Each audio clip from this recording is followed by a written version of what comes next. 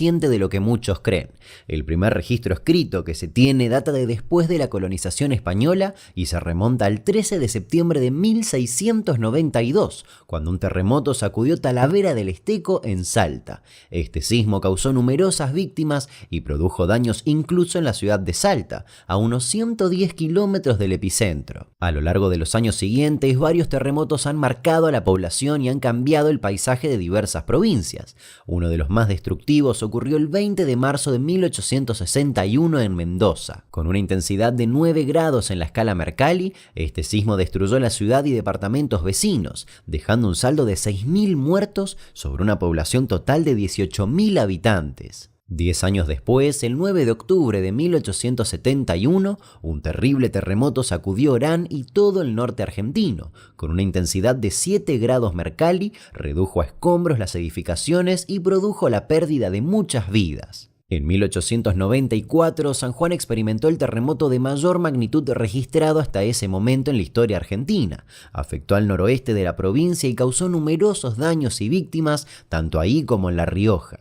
También se sintieron daños menores en Catamarca, Córdoba, San Luis y Mendoza. Su intensidad máxima alcanzó los 9 grados en la escala Mercalli. Pero ninguno de estos eventos sísmicos se compara con lo que ocurriría el 15 de enero de 1944, también en San Juan. Era un tranquilo sábado de verano, faltaban 8 minutos para las 9 de la noche y las calles de la provincia estaban llenas de vida. Los bares y restaurantes rebosaban de gente, se celebraban casamientos en las iglesias y la población hacía todo lo que un ser humano promedio hace una noche de sábado, pero de 1944. De repente, la tierra comenzó a temblar. En solo unos 25 segundos, San Juan quedó prácticamente borrada del mapa. El terremoto, con epicentro a 20 kilómetros al norte de la ciudad, cerca de La Laja, en el departamento Albardón, alcanzó una magnitud de 7,4 en la escala de Richter y una intensidad máxima de 9 grados en la escala Mercalli. El 80% de los edificios de la ciudad se derrumbó. Las construcciones, en su mayoría de adobe o ladrillo cerámico, no resistieron la fuerza del sismo. Nadie estaba preparado para algo así.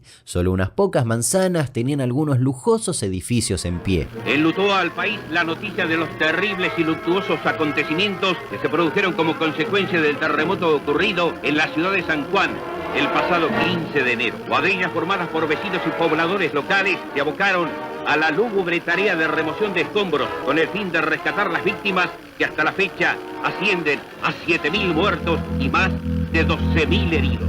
Y tras la destrucción llegó el caos. Los sanjuaninos lo habían perdido todo. Las operaciones de rescate dependieron en esos primeros momentos de héroes anónimos que removían escombros para salvar vidas. Los cadáveres fueron llevados a la plaza principal y amontonados en una tétrica pila iluminada por los faros de los autos, ya que toda la provincia se había quedado sin luz ni agua. Fue un radioaficionado, José Laureano Rocha, quien alertó al resto del país sobre la tragedia. Por su acción, más tarde sería distinguido con una medalla por la presidencia de la nación. Y como si la situación no fuera ya lo suficientemente desesperante, al día siguiente comenzó a llover torrencialmente, lo que entorpeció aún más las tareas de rescate. Luego salió el fuerte sol característico del verano sanjuanino, acelerando la descomposición de los cadáveres. Ante el riesgo de epidemias, los cuerpos eran cremados en pilas a los costados de las calles o en el cementerio de la ciudad para evitar la propagación de enfermedades. El ejército incluso cavó una fosa de 4 metros de ancho, 100 de largo y 3 de profundidad,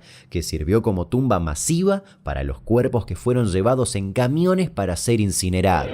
Al amanecer del día siguiente, la tierra abierta aún temblaba quizá de miedo. El cuadro era pavoroso, ruinas y más ruinas, vehículos deshechos, cadáveres y orfandad por doquier no permitían siquiera detenerse a llorar por algo o por alguien, pues la desolación era total. Además, se decretó el toque de queda ante los crecientes saqueos. La gente se había quedado sin absolutamente nada. La ayuda no tardó en llegar. De todo el país se movilizaron recursos, especialmente desde la vecina provincia de Mendoza, que habilitó su hospital central para recibir a los heridos y envió médicos, enfermeras y voluntarios. Al día siguiente de la tragedia, se habilitó un puente aéreo con Chile, que también envió médicos, ropa, carpas de campaña y medicamentos. Prácticamente no quedaba nada de la riente población, pero la solidaridad humana no podía faltar. De Chile, Mendoza y San Luis, sus hermanas más próximas, y luego de todas partes llegaron tropas y civiles, médicos y enfermeras. Lamentablemente, la tragedia no terminó ahí. El 20 de enero, un avión que había despegado desde el Plumerillo a San Juan, con médicos y damajuanas repletas de leche, se estrelló. Sus 12 tripulantes murieron. El saldo final del terremoto fue devastador, alrededor de 10.000 muertos sobre una población de 90.000 habitantes. Fue la mayor catástrofe de toda la historia argentina. San Juan quedó similar a varias ciudades arrasadas por la Segunda Guerra Mundial. Los medios internacionales, mientras tanto, se hacían eco de lo sucedido.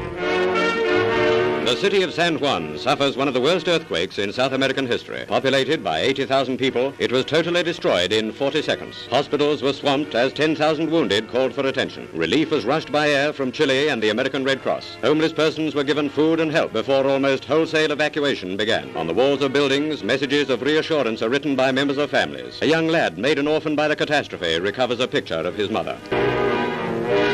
Refugee trains carry hundreds away from San Juan, one place in this world which has escaped the destruction of war, yet suffers a tragedy as great as any blitzkrieg. El Poder Ejecutivo Nacional creó el Consejo de Reconstrucción de San Juan, dependiente del Ministerio del Interior. Este emprendió acciones para contener la emergencia, como la construcción de unos 25 barrios precarios en zonas suburbanas. El terremoto significó un quiebre en la economía sanjuanina, pero permitió una nueva reconstrucción de viviendas donde se tuvieran en cuenta las características de hábitats sismo resistentes. Se repartieron víveres y medicinas, como así ropas y otros elementos de emergencia. La gente sin hogar encontró momentáneo albergue en carpas improvisadas. Los habitantes reaccionaban lentamente y aceptaban con resignación cristiana su doloroso calvario. Ni el cementerio se salvó del terremoto. La paz de las tumbas fue hollada y el macabro espectáculo puso una nota de aquelarre en el cuadro dantesco. Las iglesias también fueron profanadas por el sismo. Las imágenes sagradas se hallan a la intemperie mientras se elevan plegarias por los vivos y se ruega por el alma de los muertos.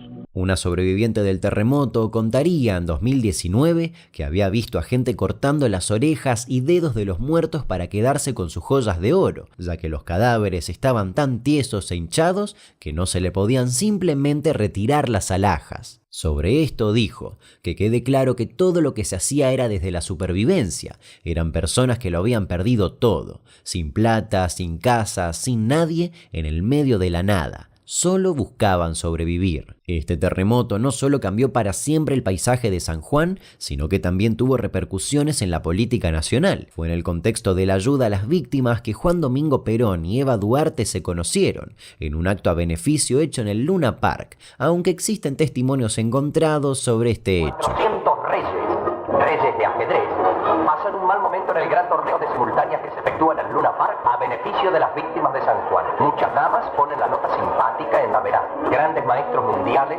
actualmente en Buenos Aires, hacen una demostración notable del gran deporte ciencia. Y con la ciudad destruida casi por completo se generó un debate. ¿Qué lugar era el más propicio para levantar nuevamente la ciudad? ¿Valía la pena reconstruirla en el mismo lugar o era necesario trasladarla? Finalmente, se decidió reconstruirla en el mismo sitio. El gobierno actual dispone medidas drásticas para la reconstrucción definitiva de San Juan.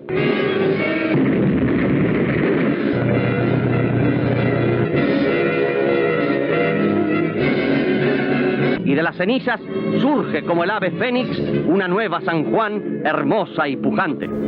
La construcción de viviendas también se lleva a cabo con ritmo acelerado. En esta tarea la acción particular coopera eficientemente en la tarea común de colocar a San Juan en un plano más elevado.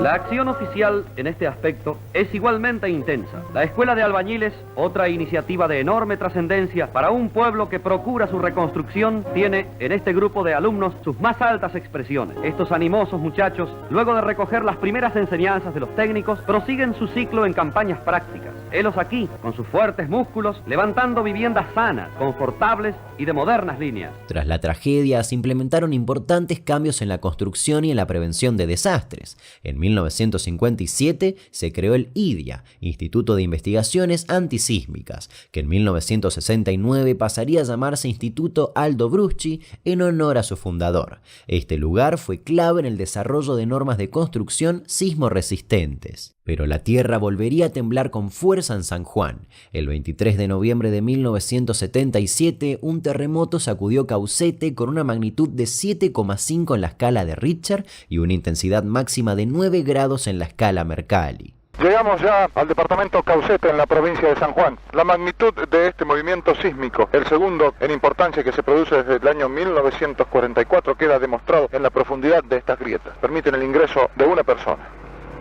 Centenares de familias han quedado sin techo. El problema fundamental en Caucete y todas las localidades vecinas es solo uno: vivienda, la precaria construcción, el material de barro. Escenas como estas se registran no solo en Caucete, sino también en localidades tales como 9 de Julio, 25 de Mayo, Las Casaurinas, Bermejo, Pie de Palo y otras dentro del departamento.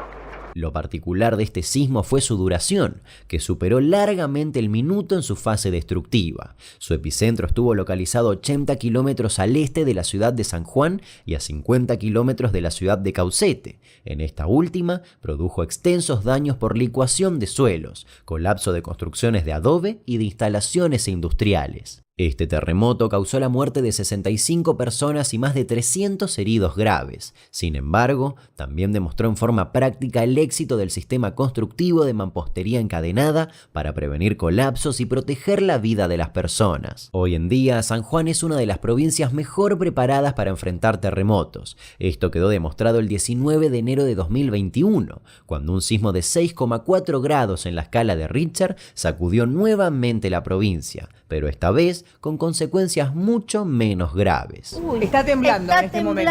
Está temblando y es muy fuerte. Vení con nosotros. Vení, Marito. Muy fuerte. ¡Ay, por Dios! ¡Ah! Mirá las luces. Por favor. Cómo se están moviendo en este momento. ¿Sí? Se está moviendo absolutamente todo. Mirá las luces. Sigue moviendo el Video World. De a poco hay que estar tranquilos. En casa también todos muy tranquilos. Vamos a estar con algunos datos y detalles de lo que ha sucedido. Tengan muchísimo cuidado. O sea, a ver, no se enloquezcan, no se vuelvan locos con si llamás por teléfono y no te podés comunicar. Probablemente hoy y en este momento mismo todo el mundo está intentando comunicarse con su familiar para saber cómo está. La historia sísmica de Argentina y particularmente la de San Juan nos recuerda la importancia de estar preparados y de construir de manera segura. Cada terremoto dejó lecciones que se han traducido en mejoras prácticas de construcción y en una mayor conciencia sobre la importancia de la prevención. Aunque no podemos predecir cuándo ocurrirá el próximo gran sismo, porque es solo cuestión de tiempo, sí podemos estar mejor preparados para enfrentarlo.